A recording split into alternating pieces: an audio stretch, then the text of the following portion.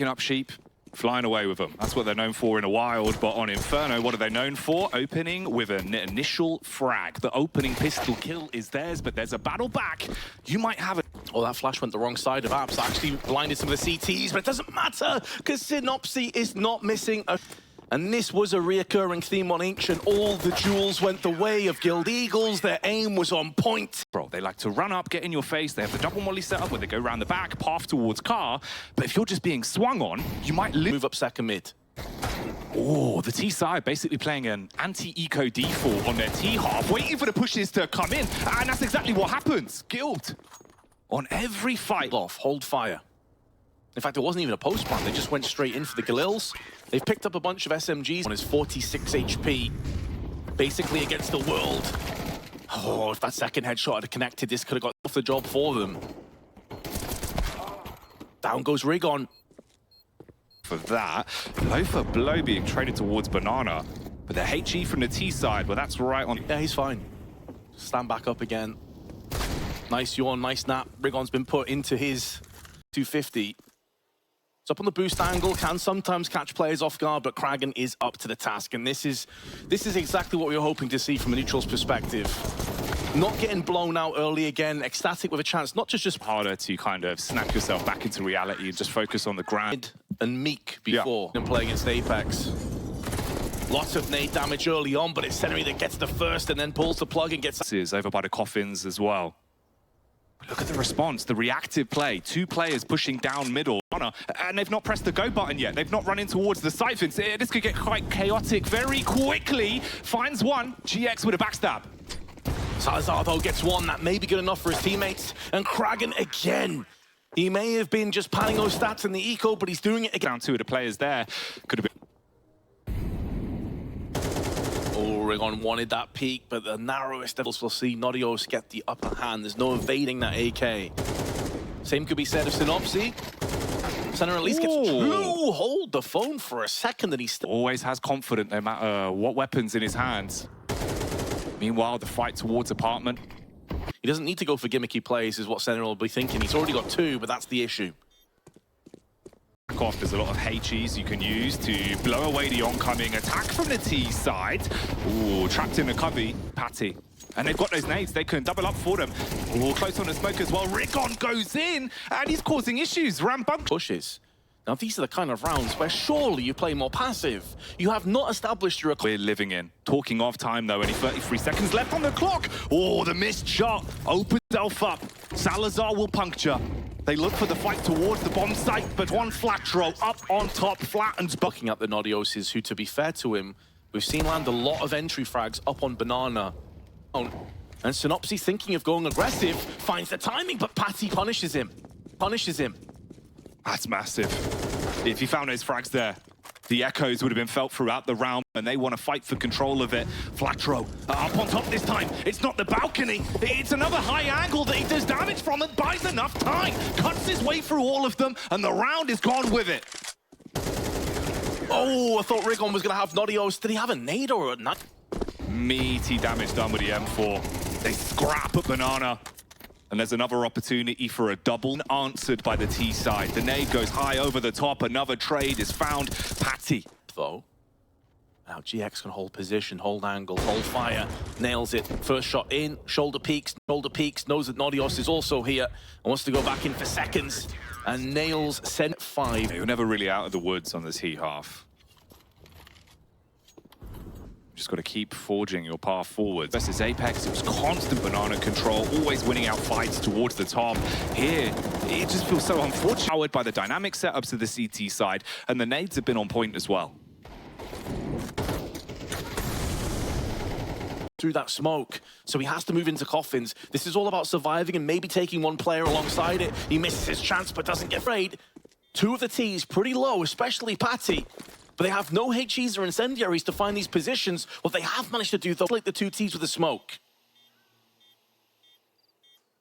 Patty blocked off, playing off his team to the norms and think, okay, we need to go for those SMGs, have a little bit more to work with in terms, of the HEs and the smokes. You're absolutely right. They'll focus on Ecstatic may have thought, like, Guild Eagles, they're on the ropes right now, boys. We're feeling pretty good about this one, but they've just found out again. The Guild Eagles managed to... Rotation for Guild coming in. The back of Banana will be their territory, but on the front of the site, it's still all about GX. We've been here before, though, Jackie. They were not able to capitalize in a similar position last time. However, the last two CTs were coming through on the spawn side, and that proved to be the difference maker in the end. You got the two-man setup on B again. He's got a Max 7. Oh, Synopsy wielding the shotgun. He took them away with one tap straight to the head. Shuts down the Kraken, harpoons him out of the round. But spray, resulting in only the one kill. Couldn't deny the push-up from the T side. Puts pressure on middle, and Queenix baited round these kind of rounds. And try and feel out to see if Ecstatic get aggressive. 3 players on B. The timing on point. Oh, mate. You can feel the tension in the air. He definitely saw the back of the foot there, though. Knowing they've bypassed him, knowing they've wrapped round through arch side, you call for the rotation. Nodios is already on the move. Salazar, he's still inside of the boiler. Synopsy looking for the trade. The Glock firing off warning shots, and finally a connection to the head. Biding his time up inside the apartments. Wanted to rain down hellfire with the dualies, but can't deliver. They know where both, but Rigon with that Mac 10. You assume he's going to take point here ahead of the bomb carrier. Surely you don't send both in together at once. You don't allow that bomb to get spilled in a bottleneck position. Rigon's seen one. Where well, Molotovs littering the top of Banana. No one present, but a deep smoke means that Guild Eagles had no sight as to whether CT's rotation, and Patty is now in position towards A, playing on Arch. Meanwhile, it's just Kraken at B. One of the only remaining smokes in play for the CT. They actually did go for the full investment just in the last couple seconds of the buy here, Jackie. So it's putting their money into a bit of an odd position should they lose this round. There's a lot of showing that this full-on investment may be worth it after all. The quad side killer with 4. Playing aside. And the sentence was execution, 9-7. But that was the bonus round, Jackie. As you mentioned before, now Guild Eagles come back in. They're like, okay, you won that round. Patty waits with the pin pulled on the flash. Flash up and over, and Patty's going to get aggressive behind that. You know he wants to get a chance. Wind missed his opportunity, perhaps. He stays in position, though. They can hear the bomb being planted, can't deny, and finally gets his reward. It's at cost to his HP. He's going to have to funnel away on the 3-on-3. They're trying to get...